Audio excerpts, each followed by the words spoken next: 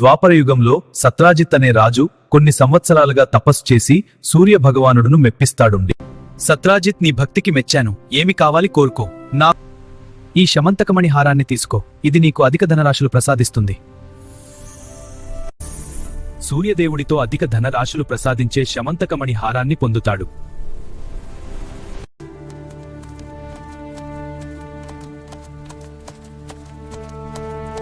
ఒకరోజు సత్రాజిత్ తమ్ముడు మెడలో హారం వేసుకొని అడవిలో వెళ్తూ ఉండగా అనుకోకుండా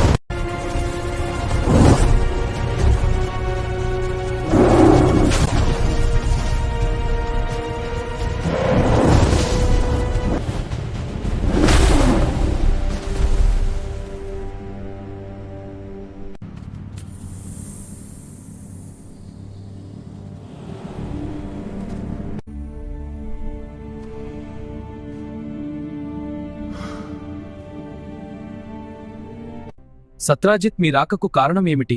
శమంతకమణితో వెళ్లిన నా తమ్ముని ఆచూకీ తెలియడం లేదు. మీపైనే నాకు అనుమానం ఉంది కృష్ణ. మీరు నాపై అనవసర నిందలు వేస్తున్నారు సత్రాజిత్. సరే సత్రాజిత్, మీ తమ్ముడు హారం ఎక్కడున్నా తీసుకునే కోటలో అడుగు పెడతాను.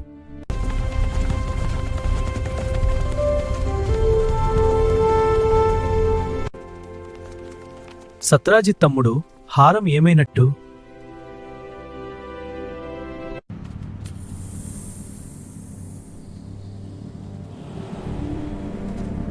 ఆహా జాంబవంత, ఇది నీ పనేనా?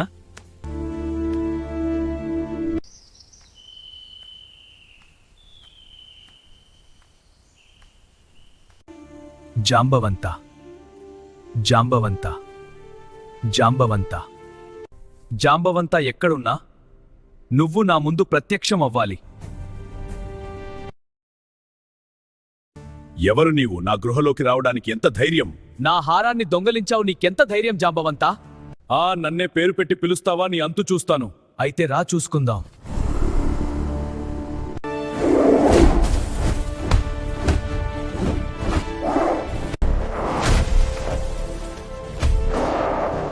రా శ్రీష్ణ, బలాన్ని ఎత్తాడు.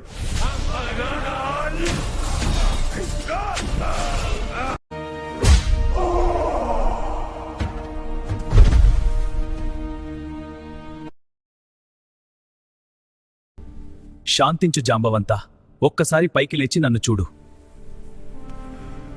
స్వామి శ్రీరామ, మీతోనా నేను యుద్ధం చేసింది? నన్ను క్షమించండి మహాప్రభు. జాంబవంత, ఆనాడు త్రేతాయుగంలో నీవు కోరిన కోరిక నేటు తీరింది. ఇక ఆ శమంతకమణి హారాన్ని నాకు అప్పచెప్పు. అలాగే మహాప్రభు, నాతో రండి. శ్రీరాముడు.